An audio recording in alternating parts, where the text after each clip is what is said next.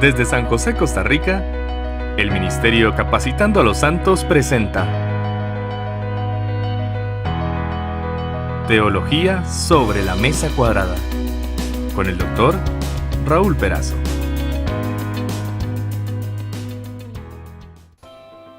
Muy buenos días o buenas tardes, depende de dónde nos está sintonizando. Si nos ve por BEA 31 canal de televisión, entonces estamos en la tarde o en la noche.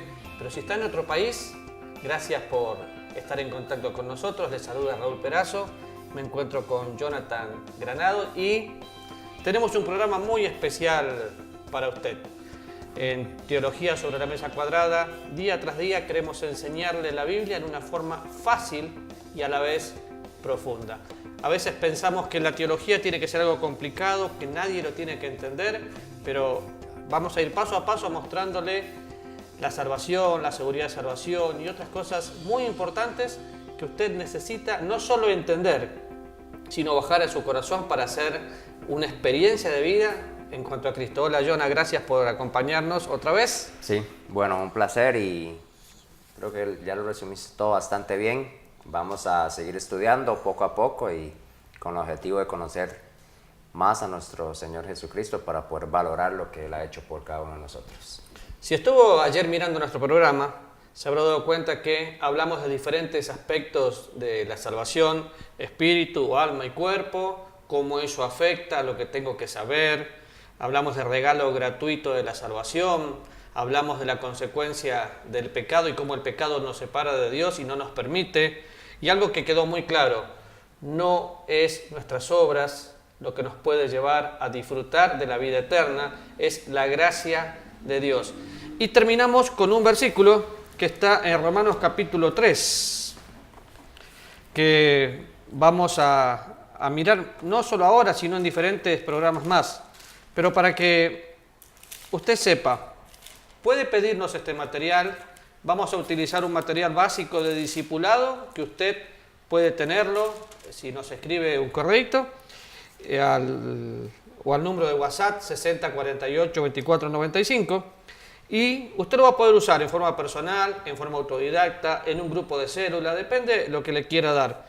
Y terminamos nuestro programa anterior con Romanos capítulo 3, a partir del versículo 21, donde dice: pero ahora, aparte de la ley, se manifestó la justicia de Dios, testificada por la ley y los profetas, la justicia de Dios por medio de la fe en Jesucristo, marque ahí, fe en Jesucristo, para todos los que creen en Él, porque no hay diferencia, por cuanto todos pecaron y están destituidos de la gloria de Dios, siendo justificados gratuitamente por su gracia mediante la redención que es en Cristo Jesús, a quien Dios puso como propiciación por medio de la fe en su sangre, para manifestar su justicia a causa de haber pasado por alto en su paciencia los pecados pasados, con la mira de manifestar en este tiempo su justicia, a fin de que Él sea justo y el que justifica al que es de la fe de Jesús.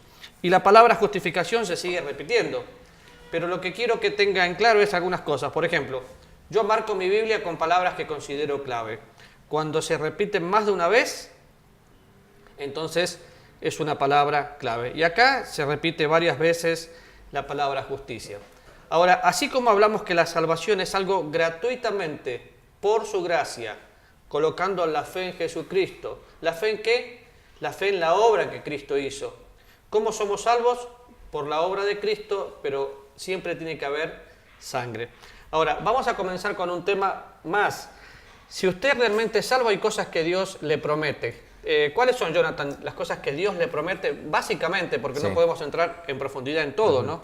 Le vamos a estudiar 3, porque son muchas más las que podríamos mencionar, pero vamos a ver una de las principales, que Dios nos ofrece vida eterna, perdón y ser hijo de Dios.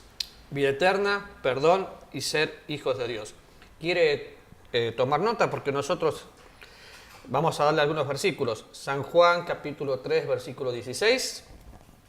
Efesios capítulo 1, versículos 6 y 7. Y San Juan capítulo 1, versículo 12. Entonces, arrancamos desde Romanos capítulo 3 y utilizamos la palabra justificación, vimos la palabra redención y otra vez vamos a ver todo ese mismo concepto resumido en un solo propósito, que es el que Dios tuvo para venir al mundo, su amor.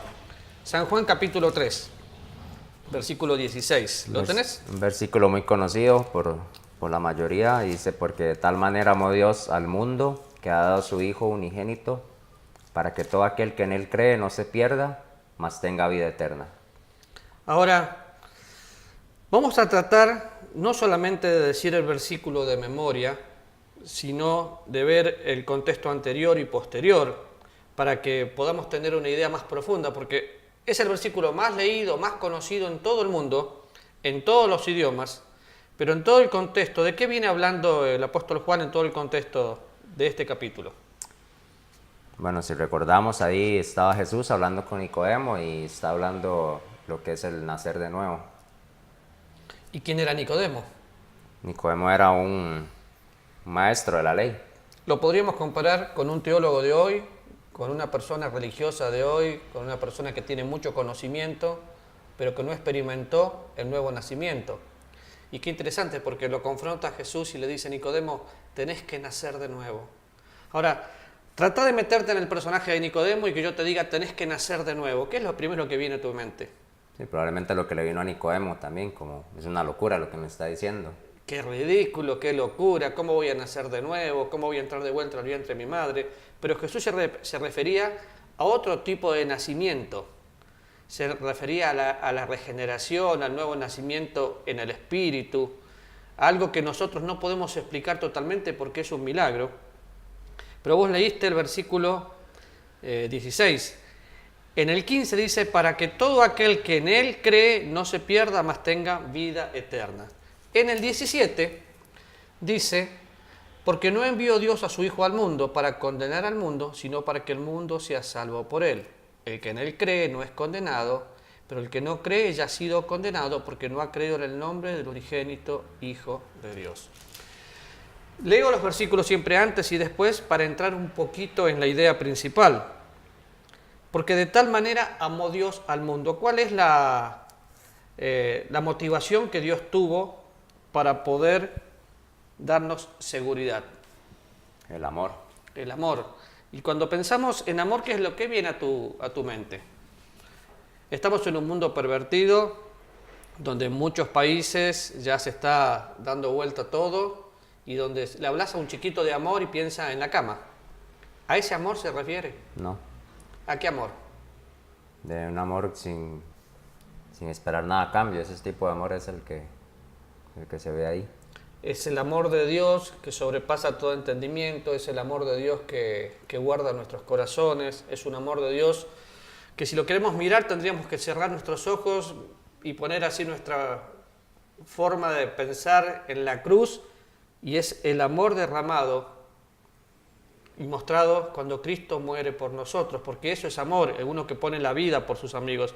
Pero dice, porque de tal manera amó, y el amor hizo que Él dé. Cuando pensamos en el Hijo, no estamos hablando de un hijo, sino de alguien igual a Él. Es Dios haciéndose hombre. Acompáñame un poquito a Filipenses. Entre muchos otros pasajes que podríamos mirar, Filipenses capítulo 2, a partir del versículo 6, y yo creo que podríamos memorizarlo, meditarlo, hacerlo nuestro. A partir del versículo 5 voy a leer. Dice, haya pues en vosotros este sentir que hubo también en Cristo Jesús, el cual siendo en forma de Dios no estimó ser igual a Dios como cosa que aferrarse, sino que se despojó a sí mismo, tomando forma de siervo, hecho semejante a los hombres, y estando en la condición de hombre se humilló a sí mismo, haciéndose obediente hasta la muerte y muerte de cruz. Por lo cual Dios lo exaltó hasta lo sumo, le dio un nombre que es sobre todo nombre, para que en el nombre de Jesús se doble toda rodilla a los que están en el cielo, en la tierra y debajo de la tierra, y toda lengua confiese que Jesucristo es el Señor. Pero quiero que nos centremos en el versículo 8. Estando en la condición de hombre, se humilló a sí mismo y fue obediente hasta la muerte y muerte de cruz. El amor lo llevó a ser obediente y a venir a morir por nosotros. ¿Qué podríamos haber hecho nosotros para poder ser salvos? Nada. Morir en la cruz únicamente, pero sin pecado. O sea, no hay O sea, nada. nada que el hombre pueda alcanzar. Y cuando habla de que Dios quiere que todo el mundo sea salvo, la Biblia es enfática en eso, quiere que todos lleguen al conocimiento de la verdad. No sé, y es un misterio, cuántas personas llegarán a conocerle, pero nuestro trabajo es predicarle a todo el mundo, porque la voluntad de Dios es que cada persona que cree en Él no se pierda, sino tenga vida eterna. Lo dice toda la Biblia, lo vemos en el versículo 15, lo vemos en el 17, y fíjese lo que dice el 19, perdón.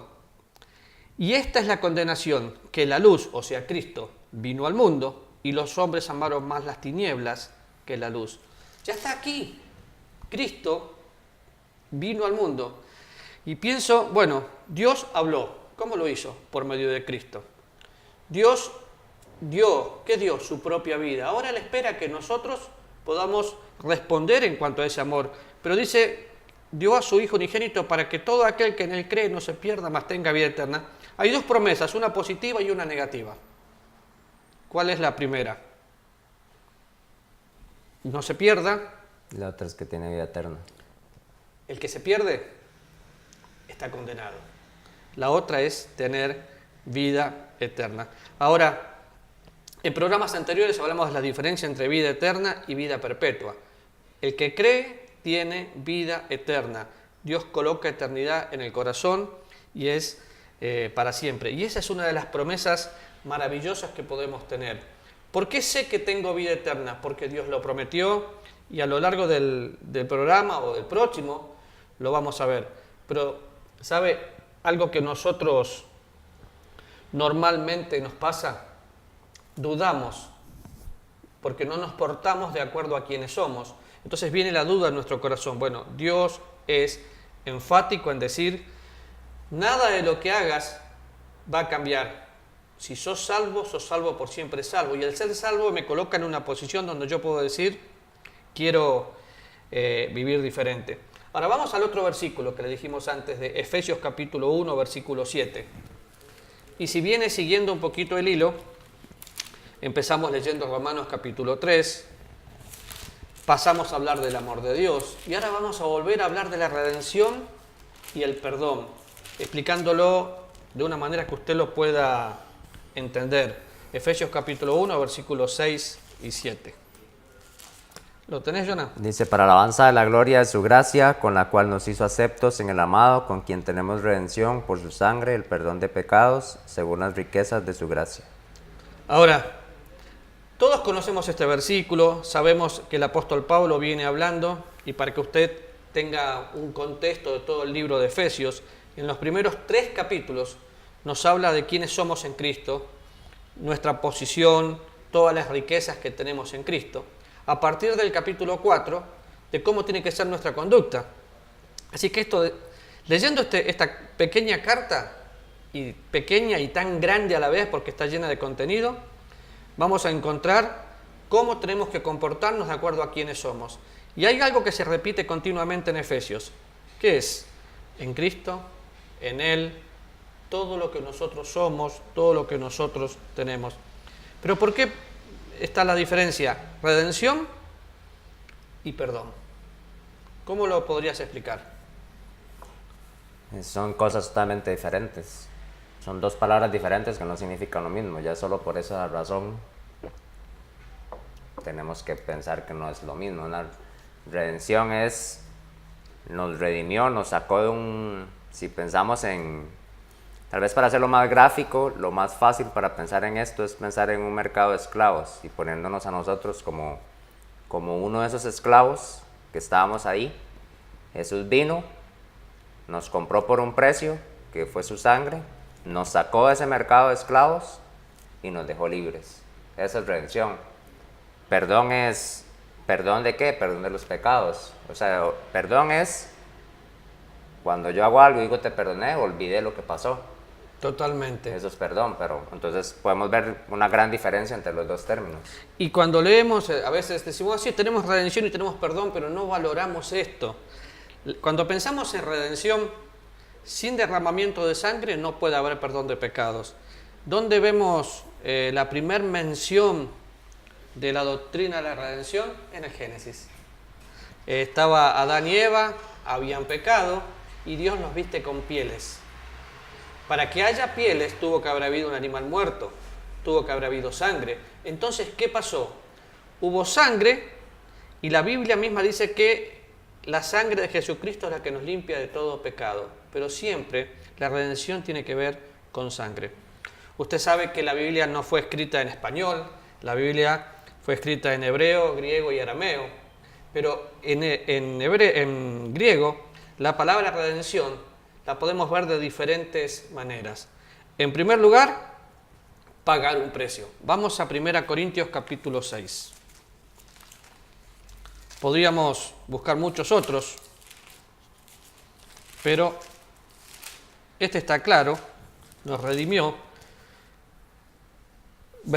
Capítulo 6, versículo 20, el apóstol Pablo le viene hablando de quiénes son, viene hablando de que somos uno con el Señor, de que nuestro cuerpo es templo del Espíritu Santo, y luego dice, porque habéis sido redimidos, comprados por precio. Glorificad pues a Dios en vuestro cuerpo y en vuestro espíritu, los cuales son de Dios. Aquí la palabra comprado está clarita y es la palabra redención. La redención tuvo un principio que era poder rescatar al hombre. La redención tuvo un precio. Ese precio fue la sangre que Cristo derramó en la cruz. Y definitivamente tuvo una persona. Esa persona es la persona de Cristo, con el único propósito de que nosotros podamos llegar a tener vida eterna. Pero si pensamos en el idioma en que fue escrito, la primera palabra, agorazo, comprar, pagar el precio. Cuando a esa palabra le agregamos etzagorazo, etz, es sacar. Entonces imagínense que yo voy a un negocio y digo, bueno, yo quiero que esto sea mío. Y dejo un dinero de seña, un apartado. Entonces, ya es mía, posicionalmente esta jarra ya es mía. Pero luego la puedo poseer. Y después la saco y le doy libertad. La salvación involucra pagar el precio, poseerme, darme libertad. Y mucho más que eso. ¿Por qué? Porque Dios me redime de todo mi pasado, mi presente empieza a ser diferente, me santifica y me deja que yo pueda vivir una vida que le glorifique. Quiero ir, por favor, a Hechos capítulo 20. Y mientras voy hablando van viniendo versículos que Dios va trayendo a mi cabeza. Y creo que con esto va a quedar claro. Y no se preocupe porque vamos a tener otro programa y seguir explicando hasta que juntos lo podamos entender.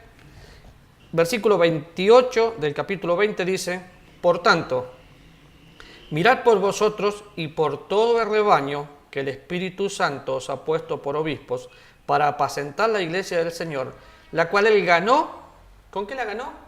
Con su propia sangre. Acá otra vez aparece, si bien la palabra es otra, y hasta es difícil de pronunciar, pero tiene que ver con redención y tiene que ver con preservar. Somos salvos porque tenemos redención. Cuando pensamos en la redención tenemos que pensar en que Cristo se ofreció una sola vez por nosotros, para siempre. Hizo la obra que nosotros no podíamos hacer. Entonces, no vamos a avanzar mucho más ahora, pero sí a pensar, bueno, cosas que Dios me promete. ¿Qué es lo primero que me promete? Vida eterna.